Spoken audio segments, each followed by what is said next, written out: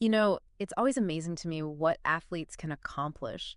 Those incredible things they do that just look almost superhuman. Right.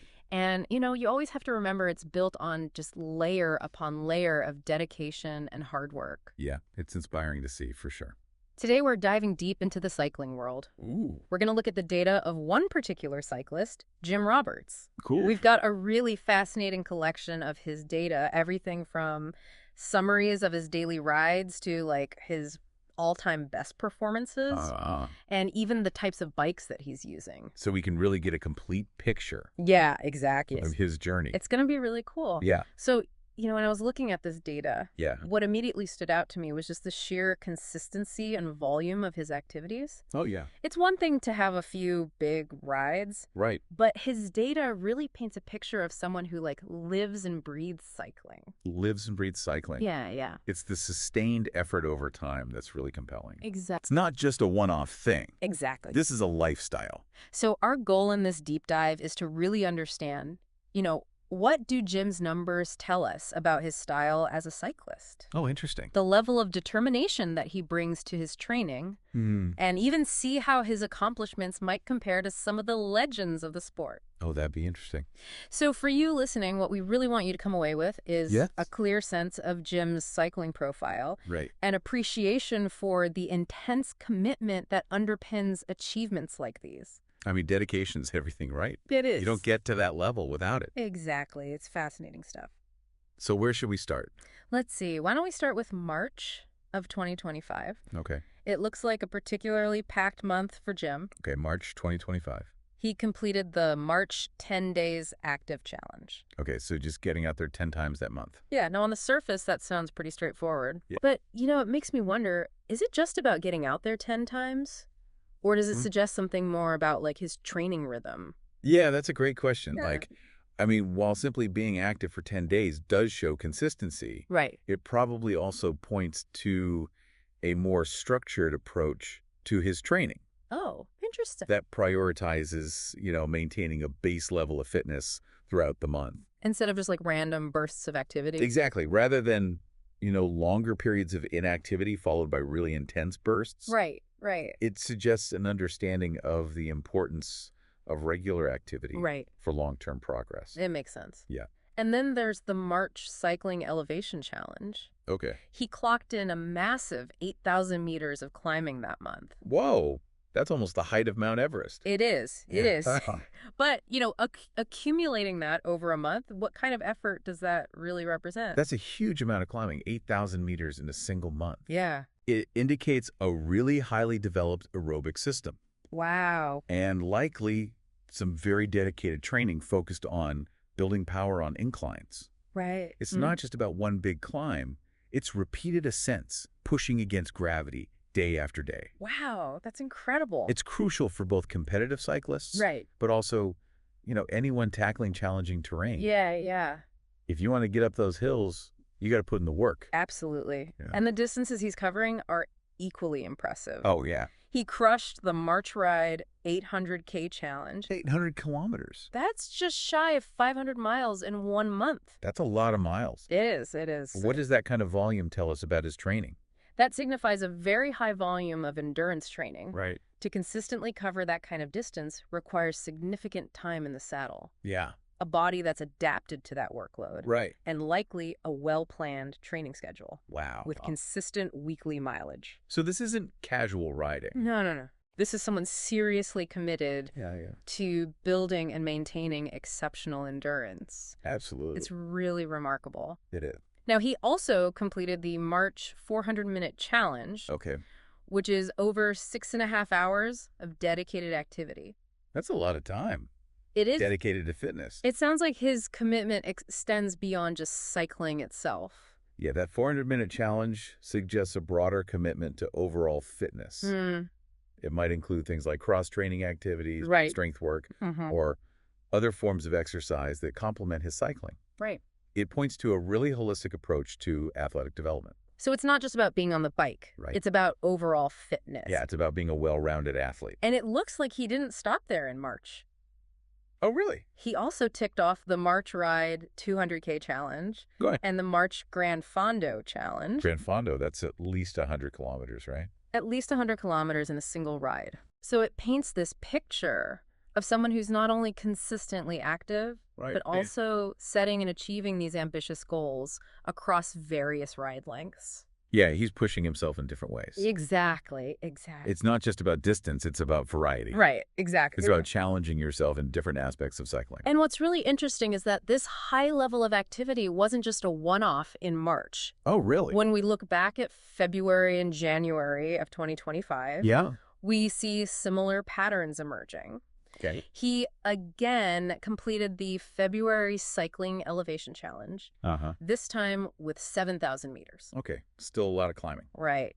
Yeah. Along with the February 10 Days Active Challenge and the February Ride 800K Challenge. So he's maintaining their high volume and consistency month after month. It really underscores the sustained nature of his efforts. Yeah, this isn't just a flash of the pan. No, it isn't. It's consistent dedication month after month. Exactly. So impressive. And carrying that into January, he again hit the January Ride 800K Challenge. Wow. Plus the January Ride 200K Challenge and another Gran Fondo. He just keeps going. It really shows a strong and consistent start to the year. It's like he's setting the tone for the whole year. Yeah. Right from the start. Oh, I'm going to make this a great year. Yeah, no slacking off. No slacking off. Impressive. And let's not overlook the January Fresh Start Challenge. Okay. Where he dedicated at least 30 hours to activities. 30 hours, that's a big time commitment. It is. To fitness. It really emphasizes that fitness and cycling are deeply integrated into his lifestyle. Right. It's not just something he does. It's part of who he is. Yeah, exactly. It's part of his identity. So seeing this sustained performance, regularly exceeding 800 kilometers a month, consistently tackling those elevation challenges, and always hitting those 10 days active markers, what key aspects of his training and dedication really jump out at you? Well, I think it really highlights a very disciplined and motivated individual with a very clear focus on building and maintaining exceptional endurance, as evidenced by the consistent high mileage. The repeated conquering of those elevation challenges points to a very targeted and persistent effort to improve his climbing abilities. Which is critical in cycling. Yeah, absolutely. And then those recurring 10 days active completions reinforce this fundamental commitment to regular physical activity as a cornerstone of his athletic pursuits. I mean, it really is impressive. It is. Now, it appears that his passion for cycling isn't just a solitary pursuit. Oh, wow. The data indicates he's actively involved in numerous cycling and athletic clubs. Oh, that's cool. So how significant do you think that community aspect is? I think that community engagement is incredibly valuable. Yeah. Being part of cycling and athletic clubs, it provides a built-in support system. Yeah. Opportunities for group rides, which can really boost motivation and provide camaraderie.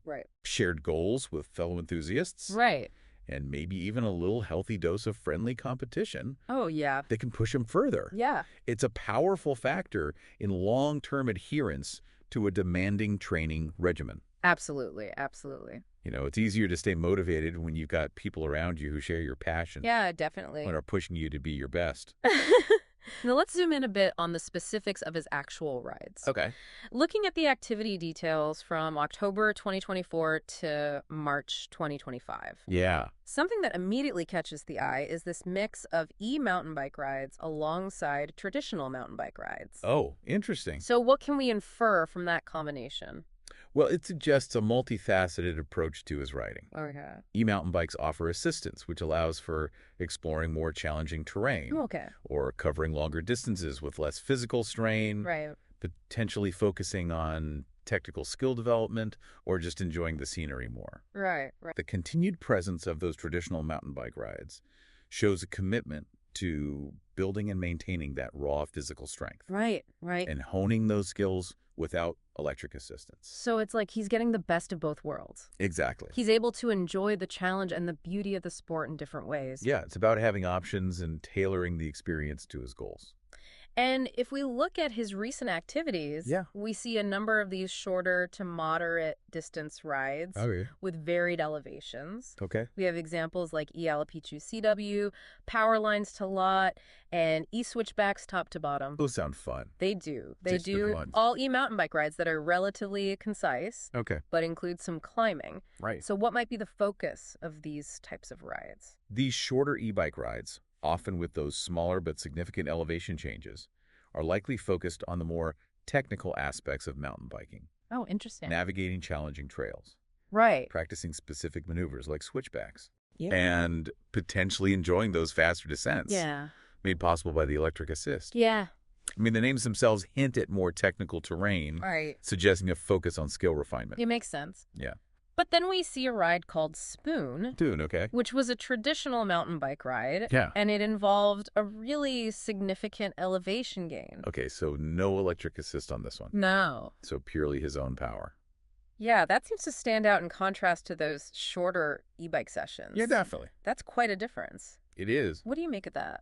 Exactly. The Spoon ride, with that notable climb achieved purely through his own power, clearly demonstrates his underlying endurance and physical capability. It emphasizes that he's not solely relying on the e-bike, and is still actively pushing his limits with unassisted riding. So it's a balanced approach. Exactly. It highlights a balanced approach where the e-bike might serve different purposes. Like skill practice or maybe even recovery rides. While the traditional mountain bike rides maintain and build his raw fitness and climbing strength. So we're seeing a picture of someone who appreciates the technical side of mountain biking. Possibly using the e-bike to explore more demanding trails or refine skills, while simultaneously maintaining a strong foundation of endurance and climbing ability through his unassisted rides. Yeah, he's got a well-rounded approach. He does. It's really impressive. Now, this is where it gets really interesting. Because the data also provides some context by comparing Jim Roberts to some truly notable figures in the cycling world. Cool. So it's important to understand the context of these comparisons. While Jim's achievements are undoubtedly significant within the amateur cycling community, these comparisons to professional and ultra-endurance athletes serve to illustrate the remarkable level of dedication and the types of accomplishments seen at the very highest levels of the sport. So these individuals represent kind of aspirational benchmarks. Of what's possible with unwavering commitment. Let's take Richie Porte, for example. Richie Porte. The data mentions that he logged over 37,000 kilometers on Strava in 2021. Wow. So how does Jim's consistent focus on long distances relate to that kind of professional mileage? I mean, Porte's extraordinary annual mileage underscores the immense volume of training required at that professional level. While we don't have Jim's exact annual Strava total for 2021 in this data, his consistent completion of those 800-kilometer monthly challenges strongly suggests a very high annual mileage for an amateur. It reflects a similar underlying commitment to putting in the extensive hours and miles on the bike that are fundamental for top-tier endurance performance. It's really incredible. It is. Then there's Lachlan Morton. Who's famous for his incredible ultra-endurance feats. Like that unsupported alt tour covering the entire Tour de France route. Wow. How does Jim's documented endurance and climbing ability compare to that kind of extreme challenge? I mean, Morton's alt tour was an exceptional demonstration of human endurance and self-reliance. While Jim's longest recorded ride of 251.7 miles and his impressive monthly elevation gains don't quite equate to that level of continuous, unsupported effort over thousands of kilometers. They certainly indicate a similar fundamental capacity for endurance. And a willingness to tackle significant climbing challenges. It's a difference in the scale and nature of the event. But the core abilities are clearly present. I see. You know, he's got that foundation. And what about Jack Thompson? Who holds the Guinness World Record for unsupported riding in a week. Wow. And achieved that 1,000,000-meter climbing year. 1,000,000 meters of climbing in a year. In a year. That's insane. Those seem particularly relevant to Jim's data. Yeah, absolutely. Thompson's achievements resonate strongly with Jim's consistent focus on both long distances and elevation gain. Thompson's record highlights this incredible ability to sustain high mileage day after day, while his million-meter climbing year directly parallels Jim's consistent completion of those substantial monthly elevation challenges. Right. Again, while the sheer volume differs, the dedication to these specific aspects of cycling performance is a clear parallel. They both have that drive to push themselves. Absolutely. To the limit. It's inspiring to see. It is. That level of commitment. And finally, Sarah Hammond. Sarah Hammond. Who has won the incredibly demanding Race to the Rock multiple times. Oh, wow.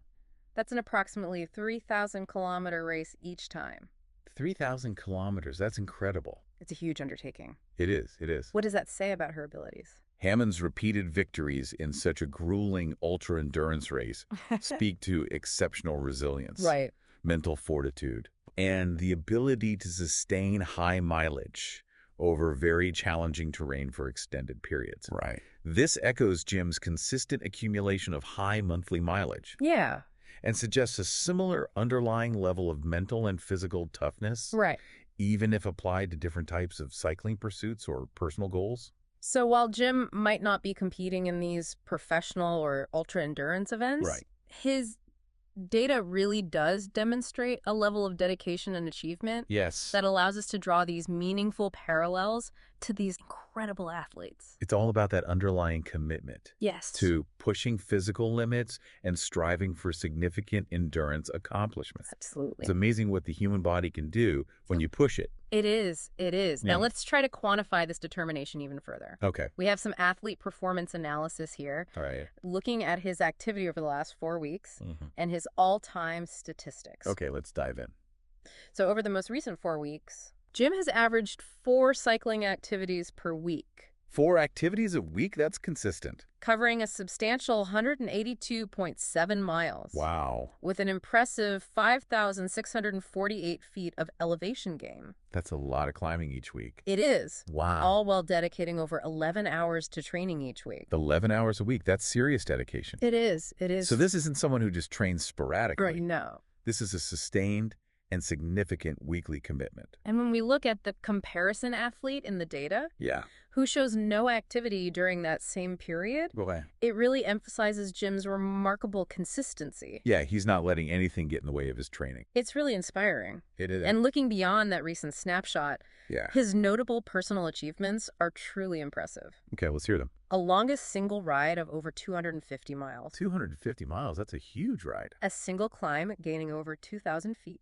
Wow, that's a serious climb. And a maximum total elevation gain in a single event of almost 8,700 feet. 8,700 feet? That's incredible. Those are serious numbers. They absolutely are. A 250-mile ride is a major undertaking for any cyclist. Requiring significant physical and mental endurance. And those elevation gains in single events demonstrate remarkable climbing ability. And the capacity to handle very challenging and mountainous terrain. It's mind-blowing. It is. Then we have his best performance benchmarks. His personal records across a whole range of distances, from a 5-mile effort all the way up to a 180-kilometer ride. So he's got speed and endurance. What does that tell us about his abilities? Having strong personal bests across such a diverse range of distances indicates a very well-rounded fitness profile. It's not just about long, slow endurance. He also possesses the ability to sustain a high pace over shorter and medium durations. This suggests good development of both his aerobic power for those sustained longer efforts and likely a decent anaerobic capacity for the shorter, more intense bursts. So he's got it all. Pretty much, He's the complete package. It seems like it. But perhaps the most telling figures are in his long-term activity summary. The big picture. Over 2,600 individual cycling activities. Wow. Nearly 76,000 miles ridden in total. 76,000 miles. That's like circling the globe 3 times. Over 2.2 million feet of elevation gained throughout his cycling career. 2.2 million. That's astounding. And almost 4,800 hours spent actively training. That's years of dedication right there. It is. Years and years of consistent effort. That's an incredible accumulation over time. Absolutely. Those cumulative statistics are a powerful testament to years of consistent dedication.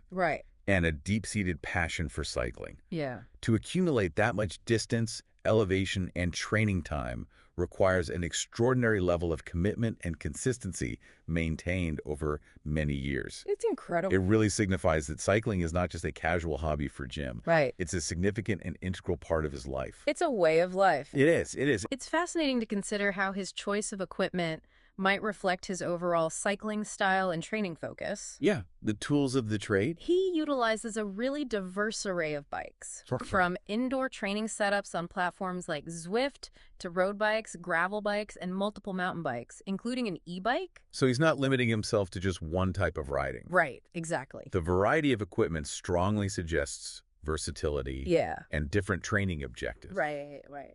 The high mileage recorded on indoor trainers like the Stages Smart Bike and the Fuji bikes on Zwift indicates a structured approach to indoor training, which is often used for specific workouts, maintaining fitness during less favorable weather, or focused power development. It's smart. It is. It's about maximizing training efficiency. Yeah. The Trek Amonda AL6 being his most ridden road bike likely points to a significant focus on road cycling for building base endurance and speed. And the presence of gravel and adventure bikes, along with multiple mountain bikes, signals an enthusiasm for exploring different types of terrain and riding styles. So he's a true cycling enthusiast. He is. Embracing all aspects of the sport. The fact that he uses both e-bikes and traditional mountain bikes, as we discussed earlier, further emphasizes that versatility and the likelihood of distinct goals for each type of ride. It's about choosing the right tool for the job. Exactly. And maximizing the enjoyment and benefits of each riding experience.